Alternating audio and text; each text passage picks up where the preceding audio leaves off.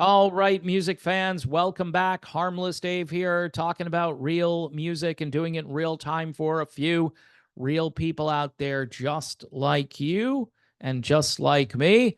So, the new David Gilmour album has dropped, and holy crap, Batman. Luck and Strange is the name of it. And that title song is one of the best things that David Gilmour has ever been associated with. I mean, just go and listen to Luck and Strange. Listen to the entire album. I'm thinking that even if you're not a huge Pink Floyd fan and a solo David Gilmour fan, that you're going to appreciate um, these songs, which are sprawling sonic landscapes.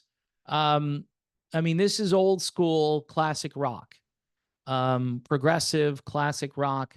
Luck and Strange actually features late Pink Floyd keyboardist Richard Wright, and it's just an amazing song. In fact, at the end of this album, they do this jam of Luck and Strange. It's just an instrumental version of it that is very reminiscent to, say, like Riders on the Storm by the Doors, the way the keyboards sound, and it's kind of sparse and very ethereal. I'm trying to come up with words here that might fit.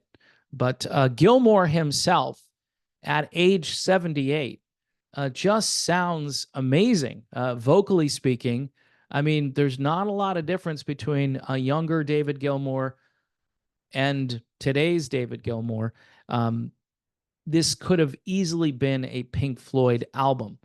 So again, I just kind of wrote out some things that I thought were kind of interesting about Luck and Strange. First of all, David Gilmour is talking a lot about mortality and spiritual issues, but he's completely detached from any belief or interest in God. Okay, so as a Christian, I just find that depressing. I find it depressing. Obviously, you're always going to have people who don't believe, people who look at the world and see chaos. But without a belief in God, the world to me makes even less sense. So I don't understand. It's kind of like he doesn't understand. He and his wife, by the way, share this belief.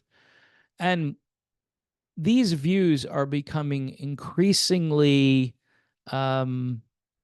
I don't know, they're kind of the prevailing view of the West these days, is that, if you believe in God, you're clinging to some hope that isn't really there. You're leaning on a crutch. I remember there was this Christian band called, I think it was 10,000 Foot Crutch. I thought it was a hilarious name because they were totally dunking on the idea that believing in God is, having a crutch. And most of us do need a crutch. That's the point. There's nothing wrong with having a crutch. And again, at the end of all of this, who did it hurt? What did it hurt for you to trust and believe in God, say, if God wasn't real? And so faith tends to be a tricky subject for old classic rock guys. I think maybe here he's at least trying to explore that there are spiritual things that need to be addressed, and he does that throughout this album. But the conclusion is really, this is the end for me.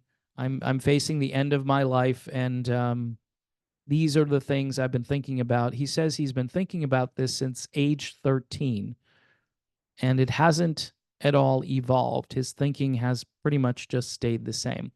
It's made for some good songwriting. I will say this. It has certainly inspired him to write great songs. The songs on this album are expansive and breathtaking. Um, Luck and Strange being my favorite. The Piper's Call, which has been out there for some time. A Single Spark. His daughter, Romany Gilmour, hopefully I'm saying her first name correctly, appears on, I believe, 2 songs on the album. There's another tune called Scattered. I mean, the entire thing is really just a work of art from start to finish. There are no bad songs. This is a classic concept album, even with the Luck and Strange original barn jam on there at the end, which again I believe features the late great Richard Wright. All of it makes sense to me as a classic rock fan. Even if this isn't your wheelhouse musically, I would say this is as good as David Gilmour has been. So I just wanted to weigh in on this album. Didn't want to make a super long video about it. Um, what else came to mind? Obviously, the Doors come to mind a little bit on the Barn Jam version of Luck and Strange. I think Ray Manzarek would dig this. And it's classic rock, which has no support system here in the United States, which I say it over and over again. I don't think anyone really cares anymore because everyone has their favorite streaming service. And if I just want to listen to the album, look, there's still something very special about that communal experience we all had listening to radio stations. And when a new song would be released, that song would go out and be surrounded by other songs. And you'd have a great set of music, and this song would be in that set. And the DJs would talk about it. The DJs would tell you who was playing on it. They'd also announce, upcoming concerts and so forth. Gilmour is coming to Madison Square Garden, I believe, and I'm sure he's playing a bunch of shows in his home country. But this is top-notch stuff. This is really good. If this is going to be his last album, this is going out on a super high note. So congratulations to David Gilmour and all of his fans who have new material to feast on. I think people will talk about this album for years to come. It could have come out 20 years ago. The material is that strong.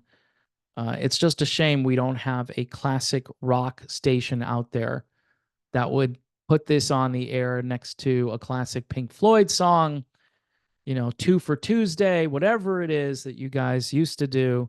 There's no creativity. There's no imagination whatsoever in the radio world anymore. And most people just get back to me and say, so what? Doesn't matter. I'll just build a playlist, or I'll have whatever streaming service and it'll be on there, and that's the way I'll listen to it. But I don't know. It's just not the same, folks, at least not for me.